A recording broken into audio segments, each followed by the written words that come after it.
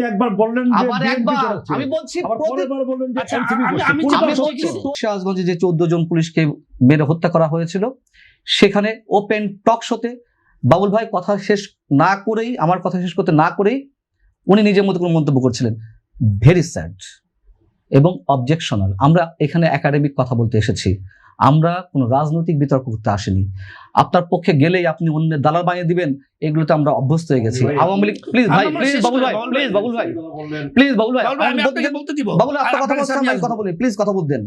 আওয়ামী লীগের সময় আমাদেরকে বিএনপি জামাতে দালাল বানিয়ে ফেলা হয়েছে, পেশাগত কাজে ডিস্টার্ব করা হয়েছে, ডিজিএফআই এর চাপে চাকরি ছাড়তে হয়েছে, আপোষ কিন্তু করিনি।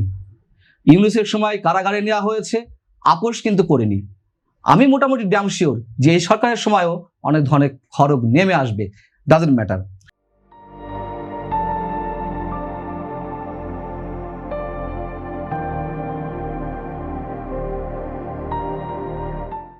বিষয়টা হচ্ছে ওপেন টক শোতে বিএনপির স্থানীয় নেতারা দাবি করেছে যে ওই পুলিশকে আমরা হত্যা করে ঝুলিয়ে রেখেছি।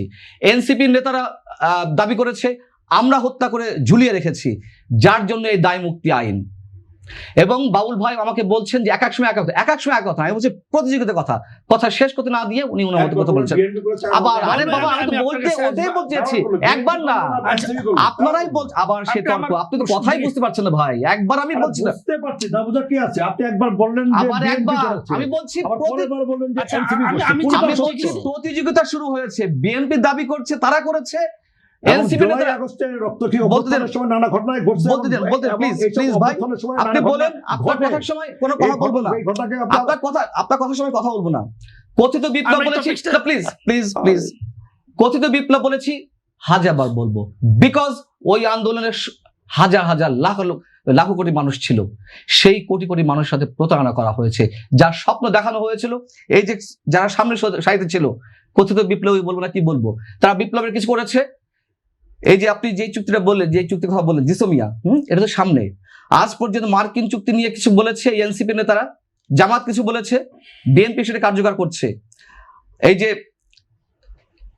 এই যে বিপ্লবীরা ছিল তাদের বিরুদ্ধে কত না মানে কি কোন অভিযোগ না উঠেছে, নারী কেলেঙ্কারি, দুর্নীতি, চাঁদাবাজি, কোনটা বাদ আছে। এবং আপনি দেখুন এই যে হামের শিশুরা মারা যাচ্ছে, তাদের বিষয়ে কোনো কথা নেই। ডক্টর ইউনূস সরকারের বিরুদ্ধে একটা শব্দ উচ্চারণ করছে না, কেন করছে না? আমার খুব মানে বিস্ময় প্রকাশ করছে আমি যে এখানে হাসান ভাই রাজনৈতিক বিশ্লেষক, হাসিফ ভাই, আচ্ছা সরি, আওয়ামী লীগের দায় অবশ্যই আছে, বারবার উনি পুলিশের সমস্যার কথা বলছে।